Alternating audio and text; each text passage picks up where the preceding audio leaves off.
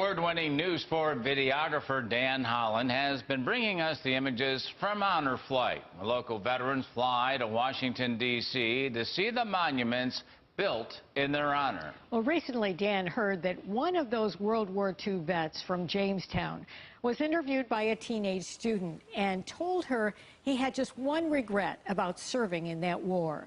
Tonight, see why that vet now has no regrets.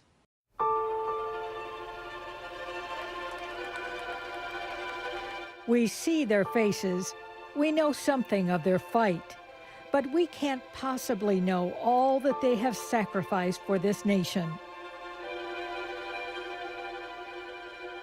For one of these Honor Flight veterans, the sacrifice for his World War II service gnaws at him to this day.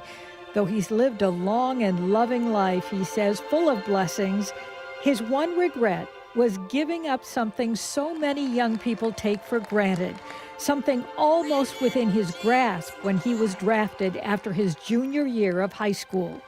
Arthur Hodges never got his diploma. He's an inspiration to me, to be honest, again, because of the sacrifice he made back in '43. Art is a guy that would give you the shirt off his back and anything else to help other people, but what I've found is veterans are like that. Barb Cessna, who works with Chautauqua County veterans, heard about Art's one regret and took action, finding that New York State will award diplomas to some military veterans, and Art more than qualified.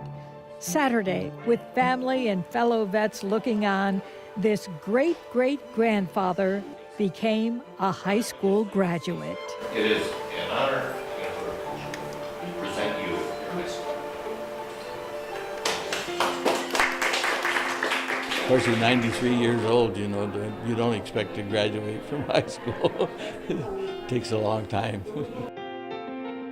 Art says he is blessed and looked at his military service at age 18 as a higher calling. That was really one of the happiest days of my life when I went there, because I just knew that the Lord wanted me to be there. This small ceremony has already had a larger effect on Art's family. He's talking now about the Army Air Corps service that took him to India, China, Australia, and beyond. To have him open up and to be able to discuss things about the war, that's something that he didn't do when we were younger. He always kind of blocked that out. I was as green as grass when that was taken. I was a little old farm boy, but it didn't take long for me to learn. And there's a lesson in this for today's 18-year-olds. To see that these men have given everything, but they still want to be a high school graduate, and that's an important thing. Respect is also an important thing. The respect shown in Jamestown to a man who's lived almost a full century and knows how true sacrifice is measured. This is a great honor that I received it. It's an honor what they're doing for me. Though he did not have a diploma before this, Mr. Hodges is very proud of the fact that he never had to draw unemployment during his long life. He always had some type of job in the manufacturing sector.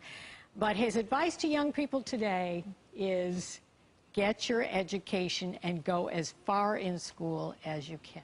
Very good advice, and he's seen it all, you know? He's seen it all. He wanted to enlist, actually, but people convinced him to wait until he turned 18, and then he was drafted. He went. He loved the fact that he went, but boy, part of our greatest generation. Absolutely. That diploma, he was always thinking about it.